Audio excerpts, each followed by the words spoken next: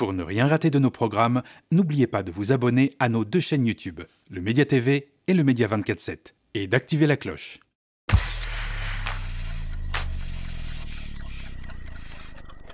Deux ans ont passé depuis le déclenchement de la guerre à Gaza, 2 années de bombes, de souffrances, de ruines. Mais une autre guerre, moins visible, s'est jouée à l'intérieur d'Israël. Une guerre de la conscience, de l'identité, du pouvoir. Un miroir déformé qu'Israël tend à lui-même.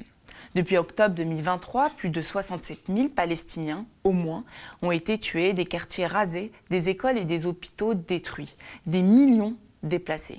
Un peuple traumatisé. Et dans la narration même, Israël a construit un récit autour du traumatisme du 7 octobre qui lui permettait de justifier les horreurs commises. Nous avons reçu Ron Newell aux médias, il est historien du judaïsme au CNRS, on l'écoute. C'est pas par hasard, c'est un effort très, très consistant depuis le 7 octobre jusqu'à aujourd'hui de ne parler que du 7 octobre, que des attaques, que de viols qui ont ou n'ont pas eu lieu, etc. Face à cette cataclysmique réalité, le 9 octobre 2025, Israël et le Hamas ont conclu un cessez-le-feu en première phase. Échange d'otages, retrait partiel et ouverture humanitaire. Mais ce cessez-le-feu n'est pas la paix, il est conditionnel. Il marque une pause, non une fin. Et il est interprété comme un test, un moment où tout peut basculer. Pendant que Gaza brûlait, Israël vacillait. En 2024, 82 800 Israéliens ont quitté le pays, c'est un record moderne. Ces départs ne sont pas des migrations volontaires de développement, ce sont des exils de peur. Des jeunes, des artistes, des intellectuels. Ils partent non pas pour protester, mais pour survivre à une société qu'ils ne reconnaissent plus. Ils quittent Israël parce qu'ils sentent qu'il n'est plus le leur ou qu'il ne l'est plus pour eux. Le paradoxe de l'État qui envoie ses bombes et ensuite cherche à les légitimer.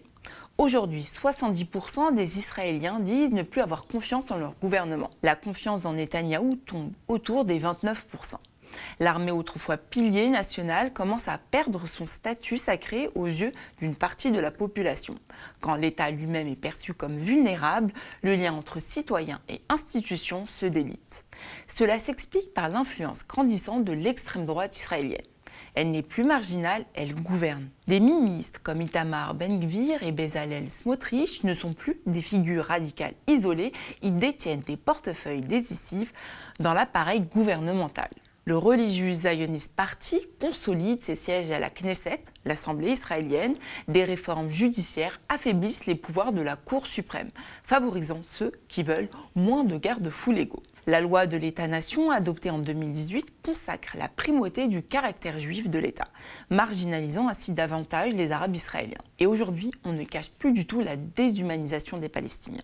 La déshumanisation des Palestiniens est tellement ancré dans la société israélienne que c'est vraiment, ils ne comprennent même pas comment tu peux être contre les soldats. Ce que l'on appelle purification ou nettoyage territorial n'est plus parlé dans l'ombre.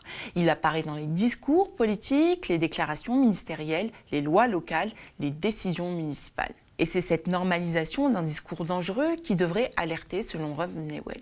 Non, je pense que la fin de la guerre est voulue parce qu'on n'en peut plus, parce que ça demande un effort et ça demande un investissement que les gens ne vont plus donner.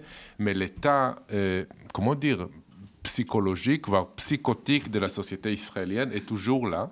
Et une résistance humaine au phénomène guerrier est carrément inexistant parce que le système d'éducation israélienne, on va en parler aussi, l'usage de la Bible construit une figure d'un guerrier et d'un juif qui n'a rien d'autre à faire pour vivre sa judaïté que de conquérir plus de terres et d'attendre la construction du troisième temple. Dans certaines zones de Judée et Samarie, les conseillers municipaux gérés par des élus d'extrême droite imposent des restrictions sur les permis de construire pour les Arabes, préfèrent les colons pour les infrastructures, excluent les voix critiques des services publics. Les médias indépendants sont mis sous pression, les ONG sont censurées, les journalistes critiques qualifiés de traîtres. Quand il y a des gens qui disent que c'est un génocide, ces gens-là sont considérés comme des antisémites ou des auto-antisémites. Vous accusez d'antisémitisme mais bien sûr,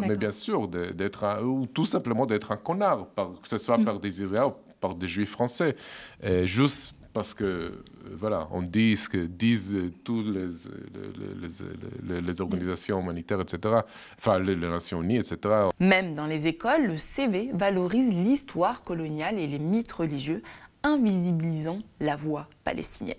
Pour Aude Signolet, maîtresse de conférences en sciences politiques, le projet colonial est au cœur de la société israélienne. Il y a de toute façon effectivement une logique coloniale depuis 1948, ce qu'on voit depuis ces dernières années, mais qui existait déjà dans les années, depuis les années 2000, au moment de la deuxième intifada. C'est vraiment des associations, organisations politiques israéliennes et des citoyens qui, sans complexe, j'ai envie de dire désormais, appellent à la recolonisation effectivement de la bande de Gaza. L'extrême droite ne reste plus dans les marges, elle se diffuse dans l'appareil d'État.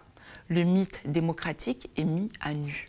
Pendant des décennies, Israël a été présenté comme la seule démocratie du Moyen-Orient. Mais quand un pays bloque le dialogue interne, réprime les libertés, nie le droit politique à une minorité occupée, cultive l'impunité, peut-il encore prétendre à ce titre ? Aujourd'hui, on entend parler d'apartheid. On voit des lois qui restreignent la justice, des arrestations d'activistes, des journalistes menacés. Le récit national s'effrite. La société est abîmée. D'un côté, les laïcs, les arabes israéliens, les intellectuels, la jeunesse qui réclament justice. De l'autre, les colons, les religieux extrémistes, ceux qui pensent que la guerre justifie tout.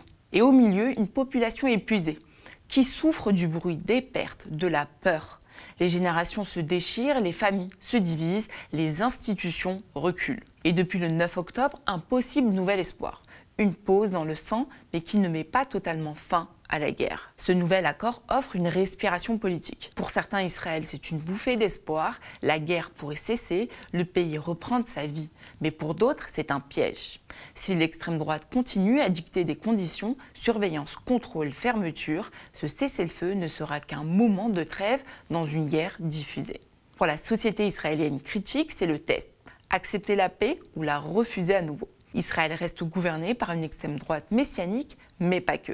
Cette imagerie de génocidaire biblique n'est pas seulement chez les hommes politiques. Et dans la société, c'est aussi, voilà, aussi haut que dans la Cour suprême. C'est important de le dire en France parce que les gens ont cette séparation entre discours religieux. Ils ne se rendent pas compte que oui, la Bible, c'est un texte soi-disant religieux, mais en fait, il fait partie de la société israélienne aujourd'hui depuis 1948. Et c'est pour ces raisons que les massacres à Gaza ou encore en Cisjordanie occupée sont justifiés. Gaza n'a plus ni port, ni école, ni avenir dans l'État. Le monde regarde. Mais pour les Palestiniens, le combat pour la dignité ne s'arrête pas. Pourquoi ? Même si Netanyahou tombe, son héritage idéologique ne disparaîtra pas. Oui, le problème, ce n'est pas le gouvernement. Le problème, c'est le régime. Le régime zioniste.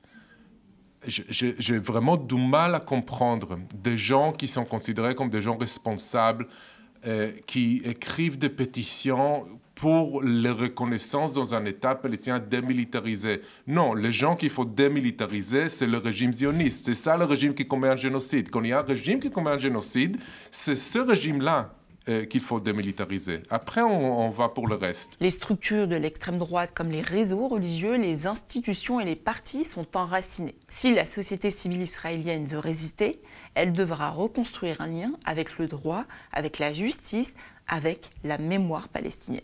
Un projet immense. Le chemin vers la réparation est lent, mais la trêve offre une fenêtre. C'est ici qu'Israël devra choisir.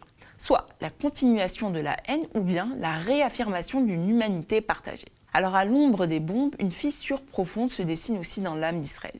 Le pays s'isole, sa démocratie s'érode, son récit national vacille. Le cessez-le-feu pourrait être une chance de rélire l'espoir. Mais pourtant, il n'efface pas les crimes commis, ni les enquêtes en cours à la Cour internationale de justice. Pour Christophe Oberlin, chirurgien orthopédiste et traumatologue, la paix ne peut pas venir des Américains. Il y a là une situation d'irrationalité à penser que l'on pourrait imposer une paix américaine sur ce territoire. Là, et ce n'est pas un reproche, mais c'est vrai que Qu'est-ce que nous avons comme information? Ce qui vient d'Israël, ce qui vient des États-Unis. Donc on parle du plan Trump, on parle de la société israélienne, on parle des dirigeants israéliens. C'est-à-dire que, comme d'habitude, il manque, les Palestiniens sont absents, vous l'avez souligné, mais ils sont terriblement absents. Les Palestiniens sont absents. Le récit palestinien est invisibilisé. Et si Israël refuse de regarder Gaza non comme un ennemi, mais comme un reflet, celui de sa propre violence, alors la guerre ne cessera pas. 2 ans de bombardements quotidiens, de famines organisées, d'enfants enterrés dans les décombres. Quand une société s'habitue à tuer des enfants, elle finit par tuer sa propre humanité. Et peut-être qu'en ce moment, justement, c'est ce miroir qu'Israël commence à craindre.